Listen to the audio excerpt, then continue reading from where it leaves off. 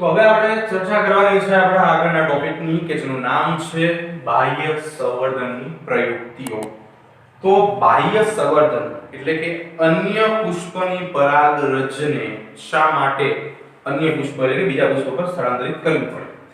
તો એના કેટલાક પોઈન્ટ્સ આ મુજબ છે. એમાં પહેલું છે અંતઃસંવર્ધન દાબ, બીજા નંબર ઉપર છે પરિપક્વતાનો સમયગાળો જુદો જુદો, ત્રીજા નંબર ઉપર છે દ્વિલિંગી વનસ્પતિઓમાં થતી સમસ્યાઓ અને ચોથા નંબર ઉપર છે વિષમ પરાગવાહિનીઓ. સામાન્ય રીતે જનીનિક ભિન્નતાઓ મેળવવા માટે આપણે બે અલગ અલગ વનસ્પતિઓની અંદર રહેલા પુષ્પની વચ્ચે આ પ્રકારના સંકરણ દ્વારા જુદા જુદા લક્ષણો મેળવી શકીએ છીએ, જનીનિક ભિન્નતા મેળવી શકાય છે. એમાં સૌથી પહેલા આપણે વાત કરીએ અંતઃસંવર્ધન દાબ વિશે. તો અંતઃસંવર્ધન દાબ શું છે? તો સામાન્ય રીતે એક જ વનસ્પતિ, ખાસ કરીને દ્વિલિંગી વનસ્પતિઓની અંદર આ પ્રક્રિયા ખાસ જોવા મળે છે.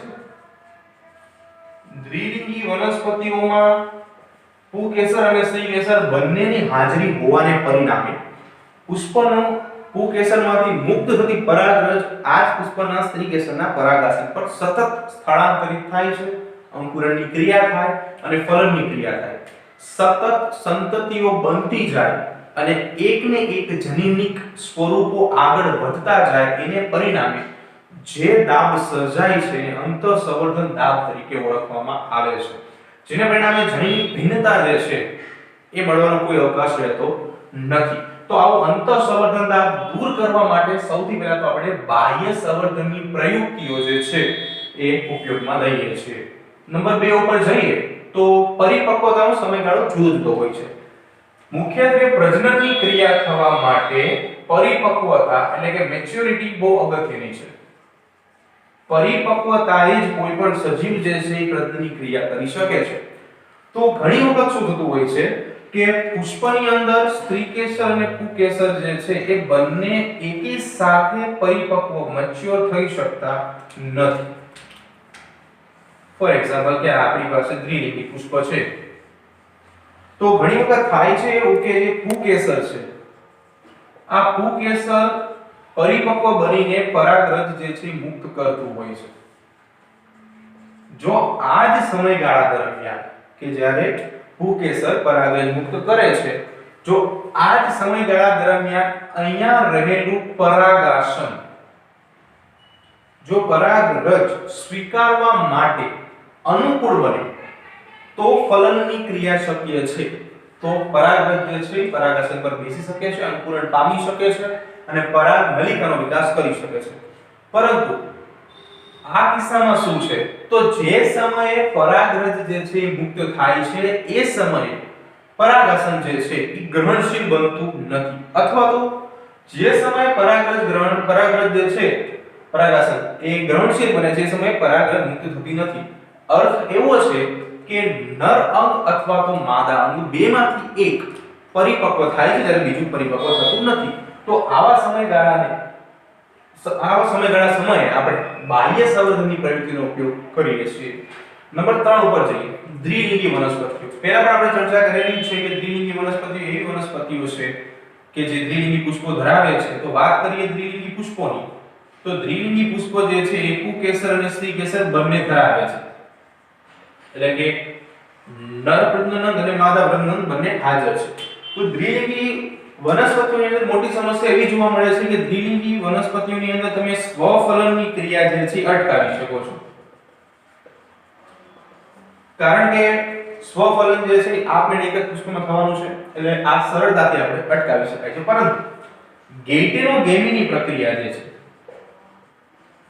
આ પ્રક્રિયા જે છે અટકાવી શકાતી નથી.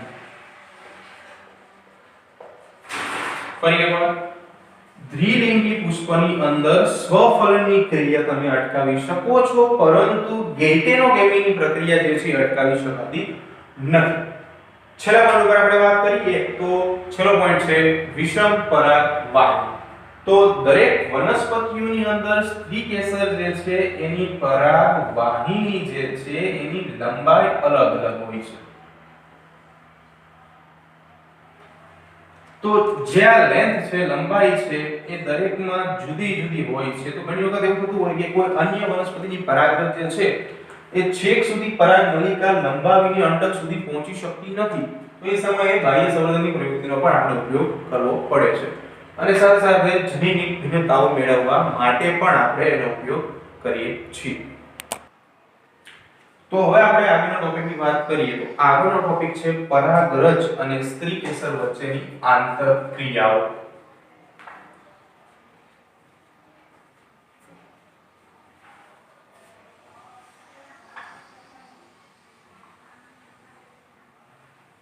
તો પરાગરજ અને સ્ત્રીકેસરની આંતરક્રિયાની જો આપણે વાત કરીએ તો ખાસ કરીને સ્ત્રીકેસર જે છે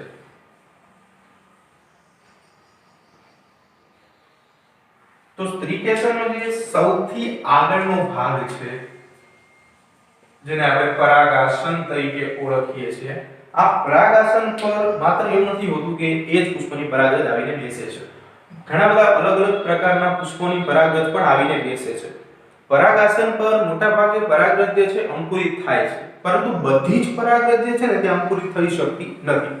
એનું મુખ્ય કારણ એવું છે કે પરાગાસન જે છે એ માત્ર કેટલીક ચોક્કસ પરાગરજના અંકુરણની ક્રિયા સાથે સંકળાયેલ છે.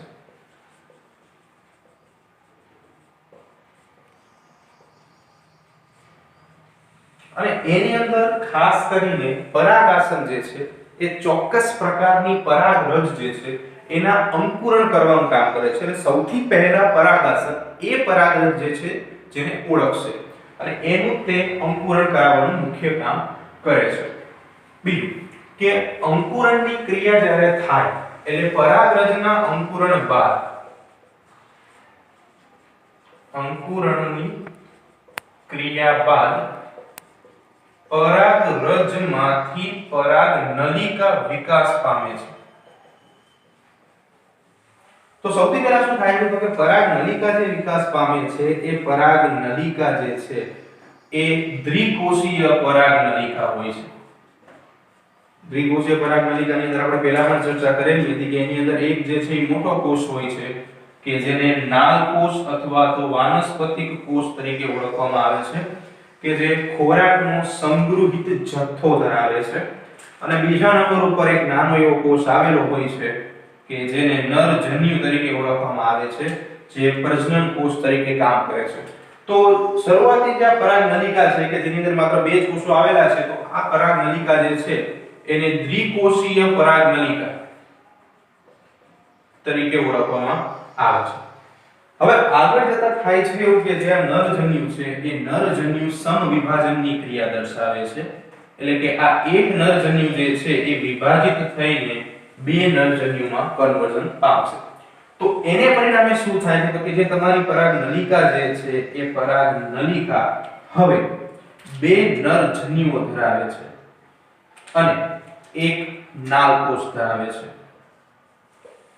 તો આ નાલકોષ છે અને આ બંને જે છે એ નરજન્યુ છે. નરજન્યુ જે છે એક્ચ્યુઅલીમાં ફલનની ક્રિયા સાથે સંકળાયેલા છે.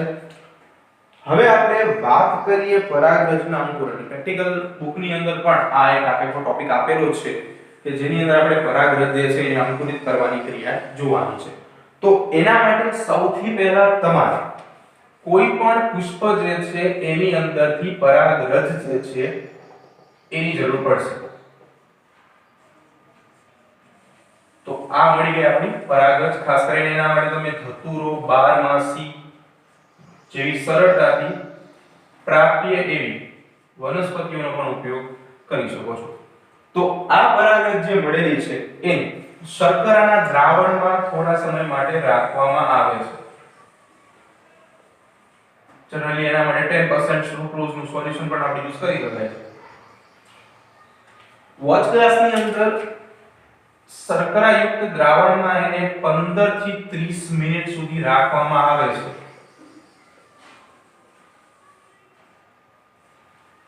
ખાસ મહત્વની બાબત એ છે કે જ્યારે પણ પરાગરજ જે છે એ પરાગાસન પર બેસે છે અને અંકુરણ પામે છે તો એના માટે ભેજવાળું વાતાવરણ ખૂબ જ જરૂરી છે. ઓલરેડી પરાગાસન જે છે એ ચિકાસયુક્ત હોય છે કે જેને પરિણામે સરળતાથી પરાગરજ જે છે તેની પર બેસી જાય, ચોંટી જાય અને અંકુરણની ક્રિયા કરી શકે. સાથે સાથે અહીં તાપમાન જે છે એ બહુ જ નીચું જરૂરી છે. તો ઠંડુ તાપમાન જેટલું હશે એટલું અંકુરણની ક્રિયા જે છે એને સરળતાથી આપણે જોઈ શકીએ છીએ. 15 થી 30 મિનિટ બાદ તમે જો એને માઇક્રોસ્કોપ સૂક્ષ્મદર્શક યંત્રમાં જોશો તો તમને અંકુરણની ક્રિયાવિધિ જે છે થોડી એવી જોવા મળશે. પરાગરજ જે છે આવી રીતે થોડી એવી અંકુરિત થયેલી તમને જોવા મળશે.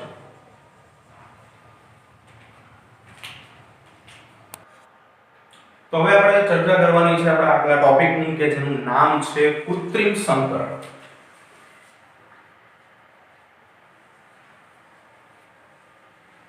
તો કૃત્રિમ સંકરણની ક્રિયા જે છે એ ક્રિયા માનવ સર્જિત પ્રકારે આપણે કે ભિન્ન પ્રકારની વનસ્પતિઓ જે છે એની અંદર ઈચ્છિત પરાગરજ જે છે એનો સંચય કરીને યોગ્ય જનીનિક લક્ષણો ધરાવતી સંતતિ મેળવવા માટે કરીએ છીએ. અથવા તો ઘણી વખત અનિચ્છિત પરાગરજ જે છે એને પરાગાસન પર પડતા બચાવવા માટે પણ આપણે કૃત્રિમ સંકરણનો ઉપયોગ કરીએ છીએ. ખાસ કરીને ઈચ્છિત વનસ્પતિઓ મેળવવા માટે અને બાગાયતી વિદ્યામાં કૃત્રિમ સંકરણની પ્રક્રિયા જે છે ખૂબ જ અગત્યની હોય છે. તો એની અંદર આપણે સૌથી પહેલા ચર્ચા કરીશું બે પ્રક્રિયાઓ વિશે. તો એની અંદર વાત કરશું પહેલા ઇમેસ્ક્યુલેશન કે જેને વ્યંધીકરણ તરીકે ઓળખવામાં આવે છે. તો ઇમેસ્ક્યુલેશન વ્યંધીકરણ શું છે? તો ખાસ કરીને દ્વિલિંગી વનસ્પતિની અંદર જે સ્ત્રી કેસર છે એની ફરતેની બાજુએ આવા પુકેશરો આવેલા હોય છે. તો આ પુકેશરો પરિપક્વ થાય એ પહેલા તેઓને ચીપિયા દ્વારા સરળતાથી પરાગાશય દૂર કરી નાખવામાં આવે છે. આ જે ભાગ જે છે ફૂલાયેલો ભાગ કે જેને આપણે પરાગાશય તરીકે ઓળખીએ છીએ એને ચીપિયા દ્વારા એટલે કે ફોર્સેપ દ્વારા સરળતાથી દૂર કરી નાખવામાં આવે છે. ત્યારબાદ પરિપક્વ થયા પહેલાની વાત છે. પરિપક્વ થાય એ જ પહેલા આપણે પુકેશરને દૂર કરી નાખશું. ત્યારબાદ ઈચ્છિત પરાગરજ જે છે એનો છંટકાવ પરાગાસન પર કરવામાં આવે છે. અને ઈચ્છિત પરાગરજનો છંટકાવ કર્યા બાદ એની ઉપર મીણિયા કાગળની કોથળી ચડાવવામાં આવે છે, જેથી એને અનિચ્છિત પરાગરજો જે છે એનાથી બચાવી શકાય. આ પ્રમાણે આ પ્રક્રિયા જે છે કરવામાં આવે છે, જે ઇમેસ્ક્યુલેશન અથવા તો વ્યંધીકરણ તરીકે ઓળખવામાં આવે છે. નંબર 2 ઉપર જોઈએ તો બીજી પ્રક્રિયા જે છે કે જેને કોથળી ચડાવવી અથવા તો બેગિંગની ક્રિયા તરીકે ઓળખવામાં આવે છે. થોડું ઘણું આને મળતું આવી પ્રક્રિયા છે. તો એની અંદર પણ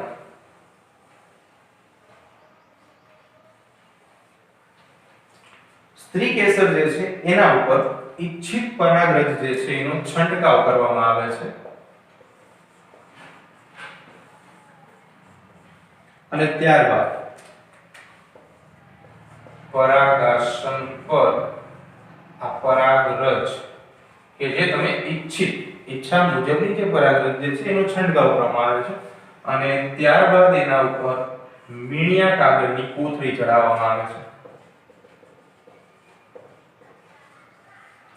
જેને પરિણામે તમે ઈચ્છિત લક્ષણવાળી વનસ્પતિઓ જે છે એ મેળવી શકો છો. ખાસ કરીને બાગાયતી વિદ્યામાં અને જનીનિક ભિન્નતા ધરાવતી વનસ્પતિઓ મેળવવા માટે આનો ઉપયોગ કરવામાં આવે છે. તો આજે આપણે ચર્ચા કરવાની છે આપણા નવા ટોપિકની કે જેનું નામ છે બેવડું ફલન. તો ચર્ચા કરીએ બેવડું ફલન એટલે કે ડબલ ફર્ટિલાઇઝેશન.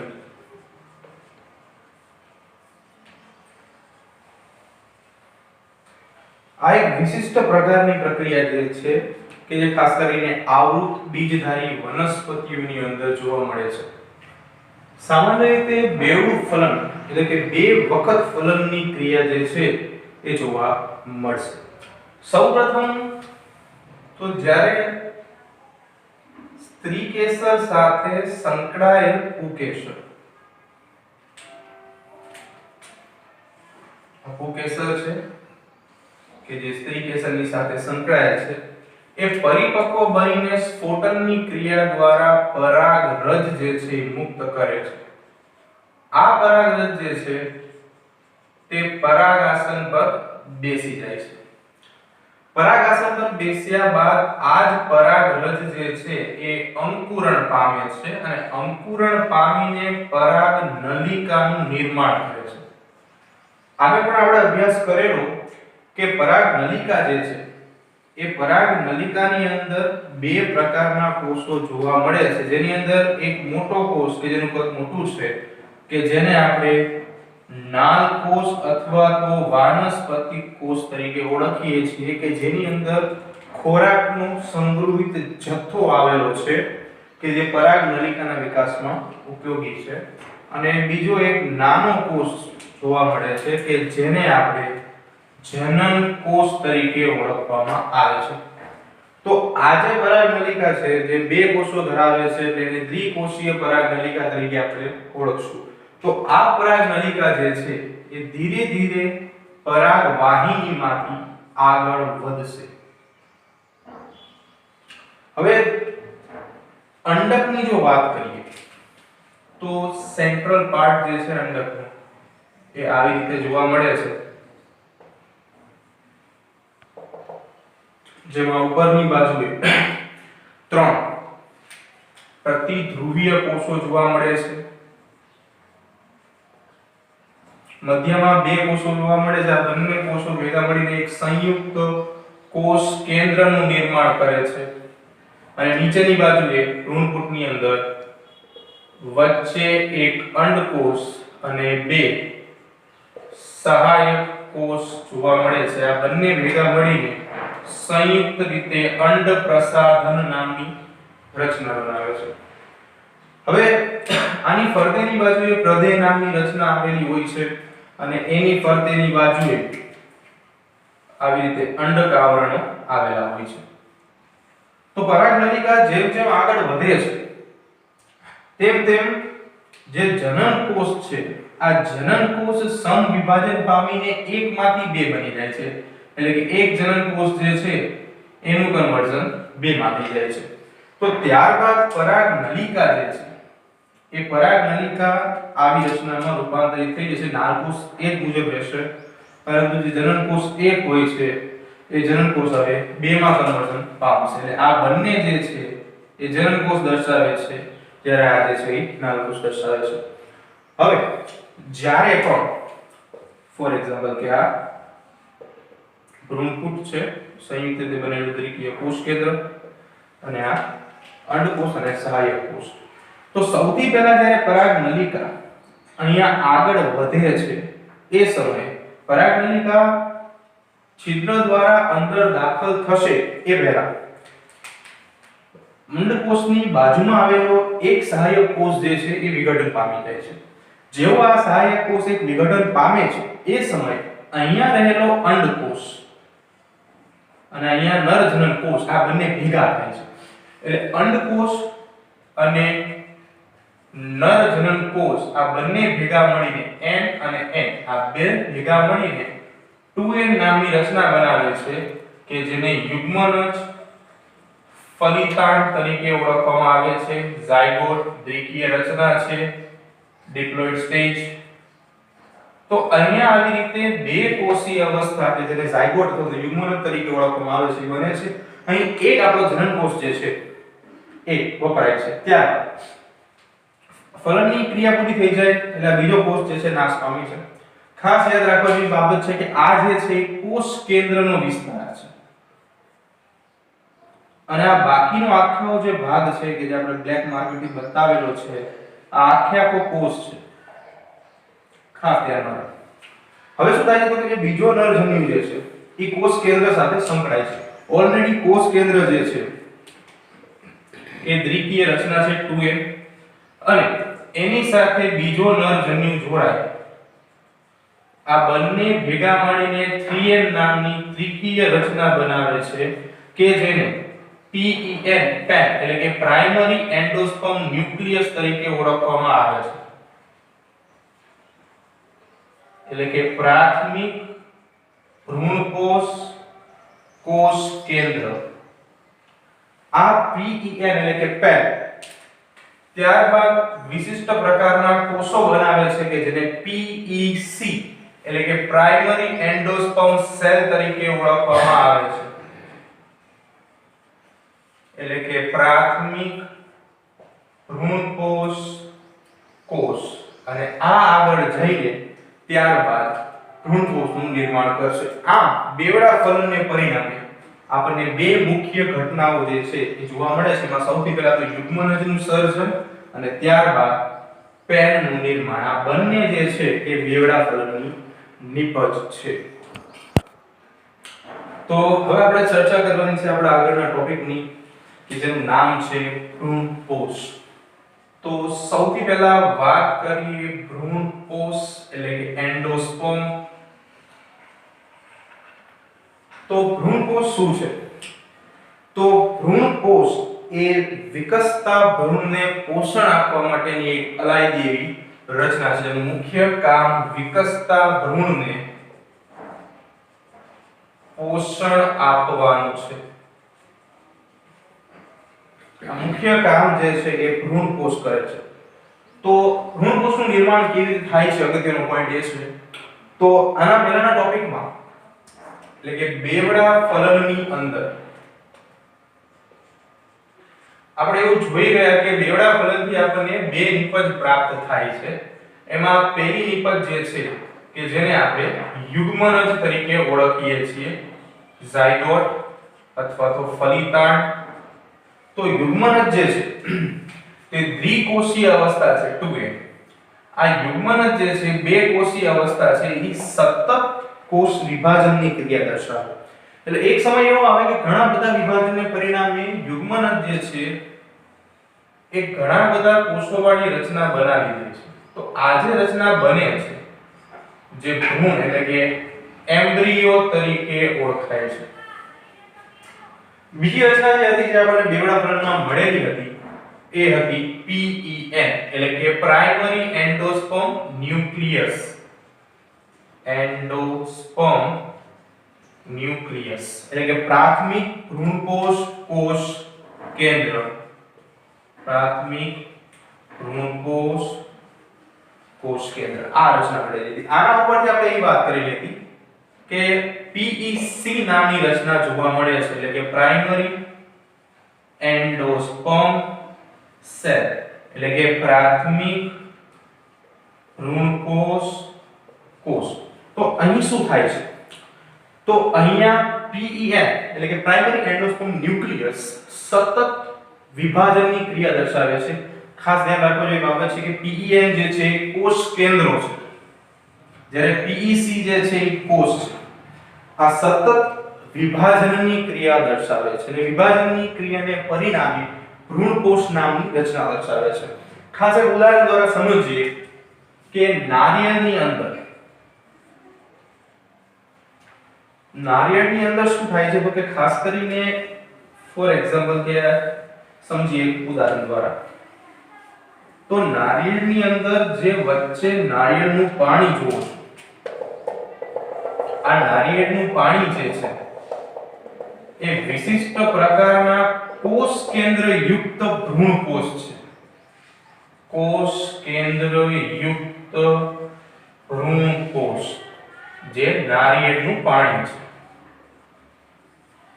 સાથે સાથે ફરતેની બાજુએ જો આપણે વાત કરીએ તો સફેદ ઘર જેવો માવો જોવા મળે છે. આ જે છે એ કોષીય ભ્રૂણકોષ છે કે જે કોષોના વિભાજનથી બનેલું છે અને સાથે સાથે અહીં ભ્રૂણની પણ તમને હાજરી જોવા મળે છે. તો આ રીતે ભ્રૂણકોષ જે છે એ ભ્રૂણકોષનું નિર્માણની ક્રિયા જે છે એ શક્ય થાય છે. તો આગળ આપણે ચર્ચા કરેલી છે ભ્રૂણકોષની. તો ભ્રૂણકોષના આધારે બીજ જે છે એના મુખ્યત્વે બે પ્રકાર પડે છે. તો નેક્સ્ટ ટોપિક જે છે એ ભ્રૂણકોષના આધારે બીજના પ્રકારો.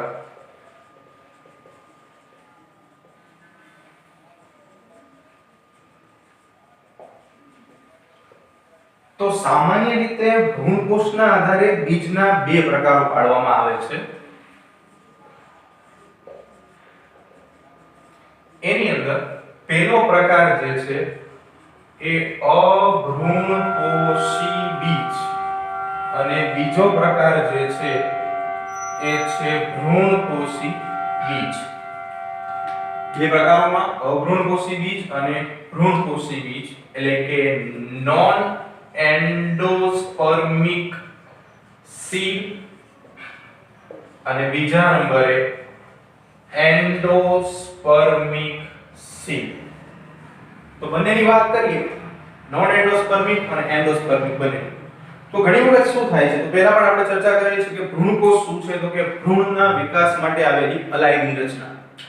ઘણા બીજની અંદર શું થાય તો કે બીજના વિકાસ દરમિયાન ભ્રૂણકોષમાં જે ખોરાકનો સંગ્રહિત જથ્થો હોય છે એ વપરાઈ જાય છે, અને અમુક બીજ એવા છે કે જેની અંદર ખોરાકનો સંગ્રહિત જથ્થો જે છે એ જીવનભર ચિરલગ્ન સ્વરૂપે જોવા મળે છે. તો અભ્રૂણપોષી બીજ એવા બીજ છે કે જેની અંદર ભ્રૂણકોષની ગેરહાજરી જોવા મળે છે.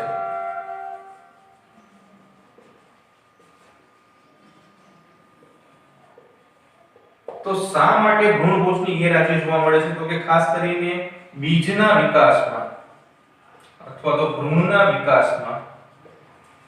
વિકાસ દરમિયાન તે વપરાઈ જાય છે.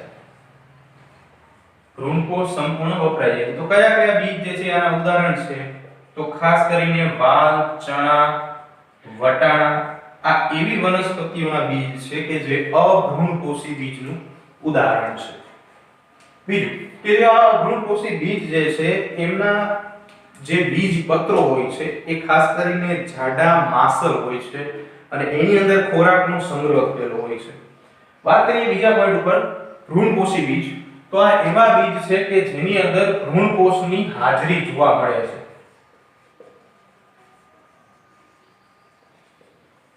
એટલે કે સંપૂર્ણ વપરાશ થઈ જતો નથી વિકાસના તબક્કા દરમિયાન. તો આની અંદર ઉદાહરણની અંદર વાત કરીએ તો ખાસ કરીને મકાઈ, એરંડા જેવી વનસ્પતિઓ જે છે એના બીજ એ ખાસ કરીને ભ્રૂણપોષી બીજના ઉદાહરણો છે.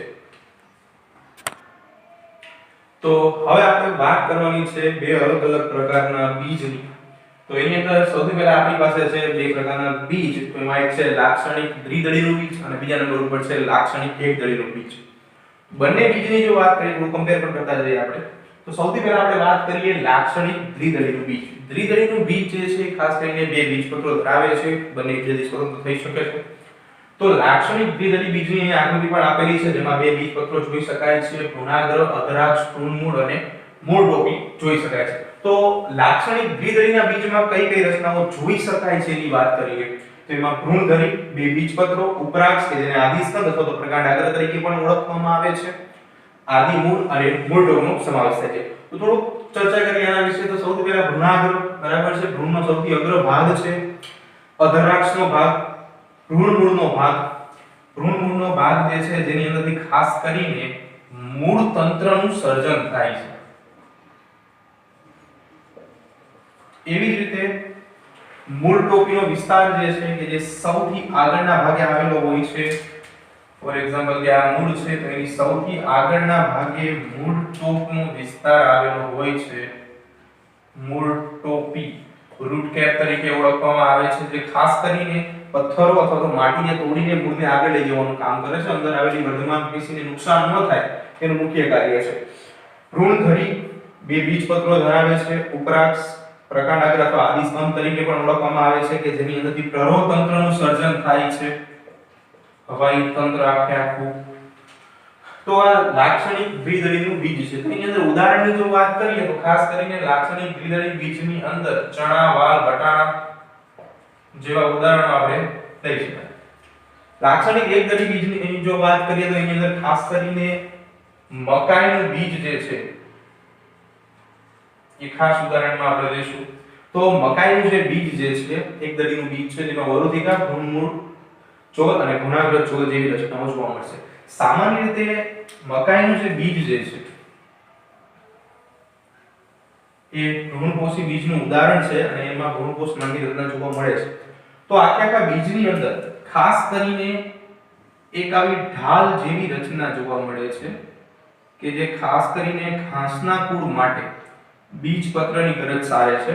તો આ જે ઢાલ જેવી રચના જે છે જેને વરુથિકા તરીકે ઓળખવામાં આવે છે, ઘાસના કુળની જે વનસ્પતિઓ છે એના માટે બીજપત્ર સ્વરૂપે પણ ગણી શકાય. તો મકાઈનું જે બીજ છે એની ઉપર સૌથી ઉપર આવેલું જે પીળા રંગનું આવરણ છે એને તુષ તરીકે ઓળખવામાં આવે છે. સૌથી ઉપરની બાજુ ફોતરા જેવું પીળા રંગનું આવરણ. અંદરની બાજુ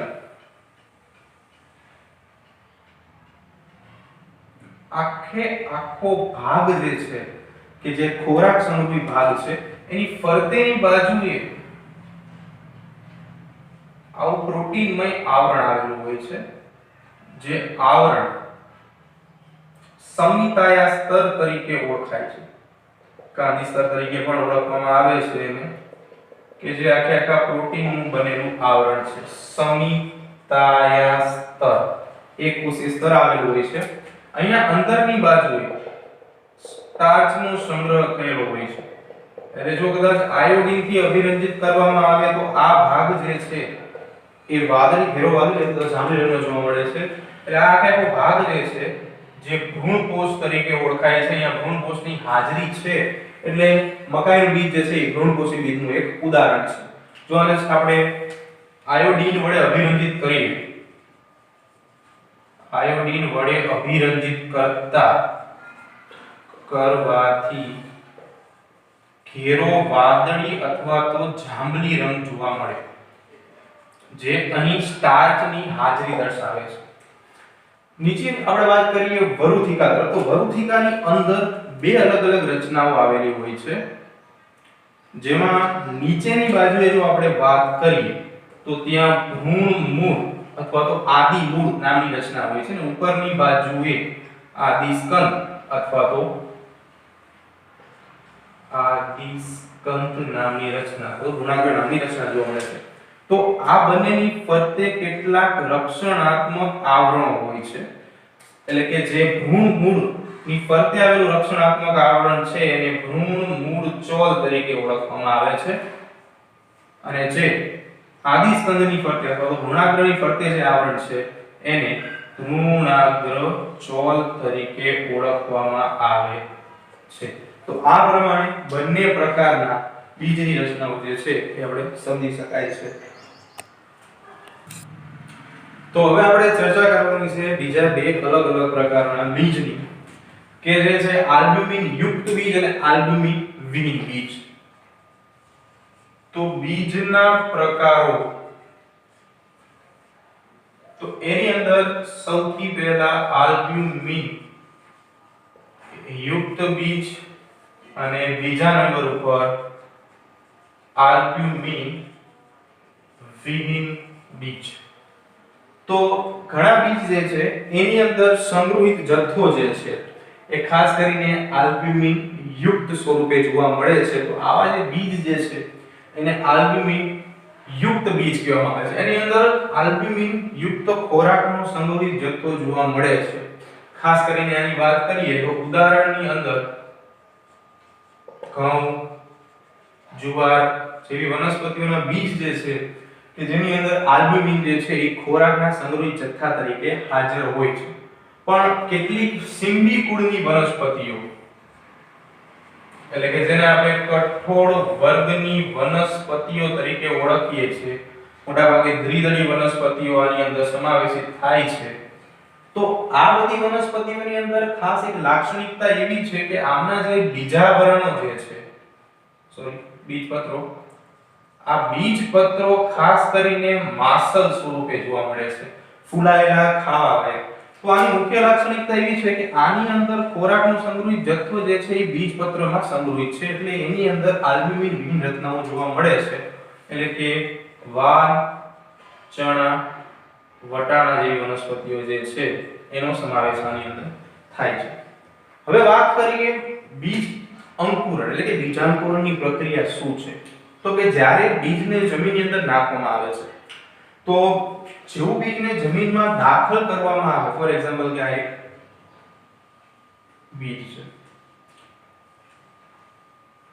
તો આ બીજ જે છે એ જ્યારે જમીનની અંદર દાખલ થશે તો આસપાસના વાતાવરણમાં રહેલું પાણી, જમીનની અંદર રહેલો ભેજ, આ ભેજ જે છે એ સ્વીકારશે.